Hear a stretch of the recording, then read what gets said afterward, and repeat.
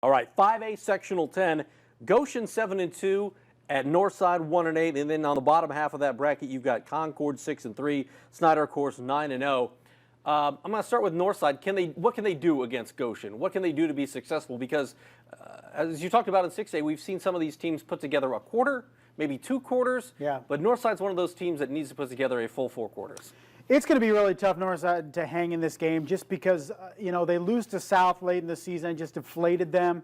And I think it's really tough to get going after that. I think they're just, I don't want to say playing out the string because I think they come out ready to play. They just don't have the horses to hang with Goshen. Goshen's just going to out-physical them. They're going to control the ball and put up a lot of points. And I don't think Northside has the offensive firepower to really hang. Yeah, Goshen 7-2. As I mentioned, their only 2 losses are to Northwood, who's pretty darn good in 4A, and also Warsaw, who is a solid 6A team. Yeah. So it's not like they've got a lot of L's that are bad ones on their schedule thus far this season. Concord 6-3. Their losses are to Jimtown, to Northwood, and to Goshen. Obviously, yeah. You'd think Snyder would go in and be at least competitive for those teams, probably beat all of them. Right. Northwood would obviously be a tough one. But what do you see in this matchup? Because the Minutemen, they could come in ready to play, and Snyder having a week off and kind of, not having much to play for to a certain extent after winning the SAC's victory bell.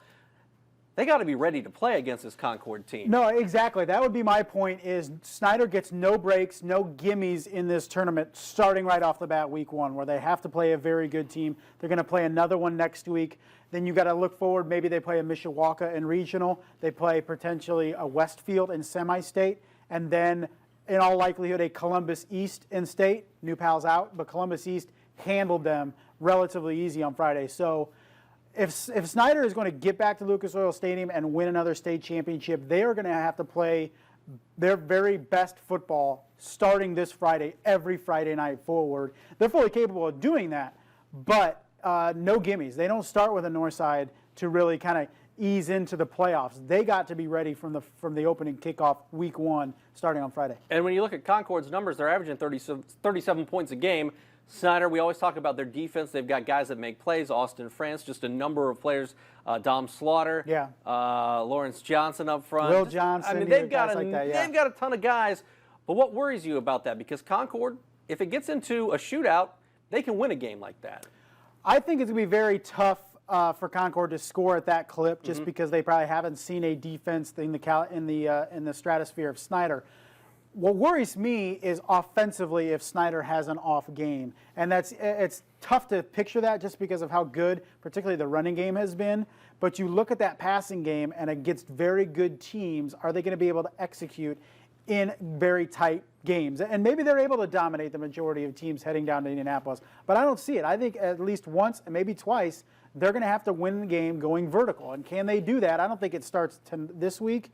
But definitely beating a Mishawaka or definitely like a Westfield, they're really going to have to make some plays through the air. As good as they are running the football, I just don't think that can carry them throughout the playoffs. 5A sectional 12. On the bottom half, we got Kokomo 6-2 at Huntington North 2-7.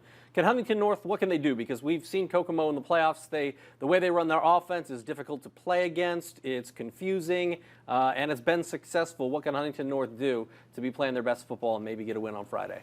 I guess you got a somewhat familiar opponent in Kokomo. That could help, obviously, the NCC connection. But in terms of Huntington North being able to hang in this game, very difficult for me to see. They struggled through an NE8 schedule, particularly late, struggled scoring some points, and Kokomo was able to put points up in bunches. So a lot of help. Kokomo has to come out just not ready to play for Huntington North to be able to hang. All right.